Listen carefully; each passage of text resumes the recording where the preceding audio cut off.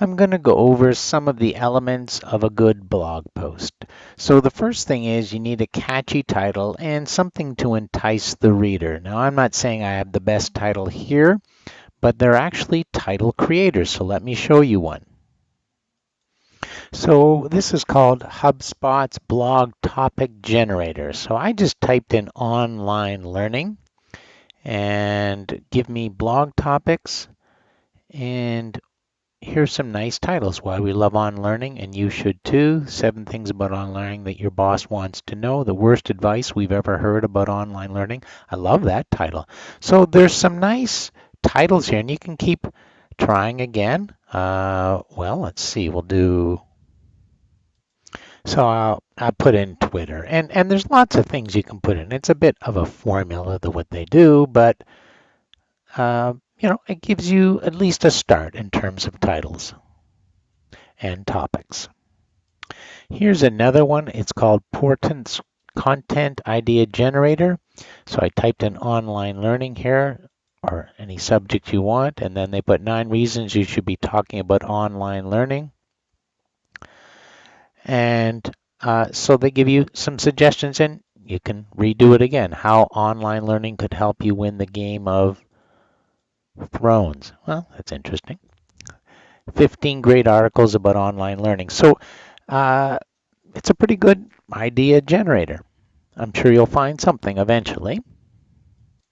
The next thing you'll want is a snazzy picture, but you don't want to violate any copyright laws. So I guess you could take your own picture, or you could go to this site here, which is called Pexels, and you just type in the image here. I typed in technology, and all these ones came up. And there's one there, the one that you might be familiar with. So there's lots you can put in there, and you can put in other titles here and see what you can come up with.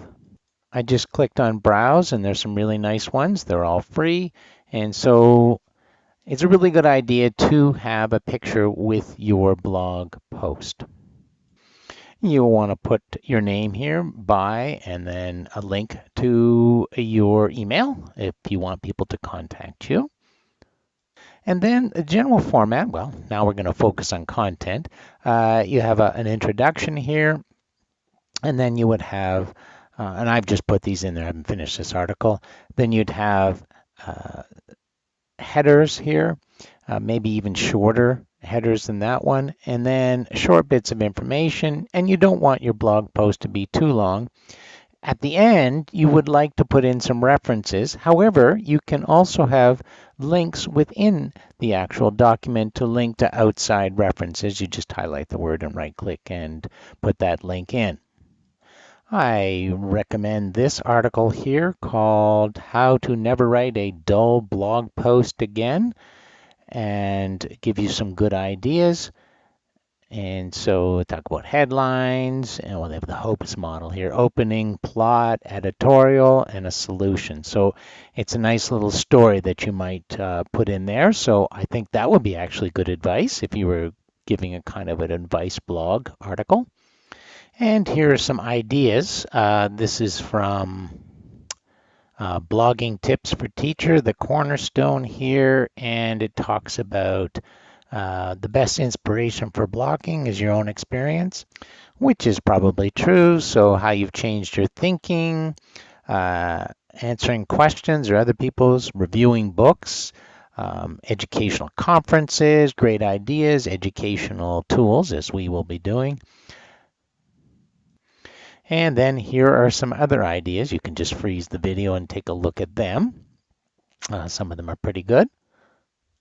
And then you could look up the top 10 education tech blogs from Brainscape and see some examples there. So you have the Innovative Educator, the Daring Librarian, interesting, Education Tech Roundup. I'm familiar with Edudemic and Mindshift, and there's some pretty good articles there. Free Technology for Teachers. So there are some things. Edutopia is pretty good. So you could take a look at those blogs and see what they post just to get some inspiration. So that, in a nutshell, is how you would create your blog entry. So that's the content part. Now, how do you do the physical part? Well, you've been given access to my sites and technology in the curriculum. You can be an editor and you would click on this link, create a new post, and then you could type in your title there. But you want to take a look at the side here. So you want to put in some tags. I put in a few here. You could add new ones, but be careful when you add them. And they don't want that's how people are going to find your work. So we've got digital citizenship, future schools, learning, research, resources, tech tools. So be careful when you add. Don't add really obscure ones. This is where you add your cool image. So that's the up top. The sharing here, you can just leave it, show the sharing buttons and show like button. We'll just keep the post format at standard. And then under more options, you can write a short little description of your article. They're handcrafted summaries of your content, handcrafted. So you're just, a 1 or 2 sentence summary of what you're going to write, just to entice someone to want to read it. And then you're going to allow comments and pingbacks and trackbacks. Sure, we can allow that for sure. And then you just create and you work with paragraph. If you're typing in a paragraph, you'll want to include some headings, probably the heading 2, I believe. And you can see that you have all these other features. You can highlight and put a link in here. And so there's some pretty straightforward things that you can do. You also want to run this through Grammarly. So once you have your text, you could create your text ahead of time, run it through Grammarly. Just make sure that it's has correct grammar and spelling, because this is going to be public.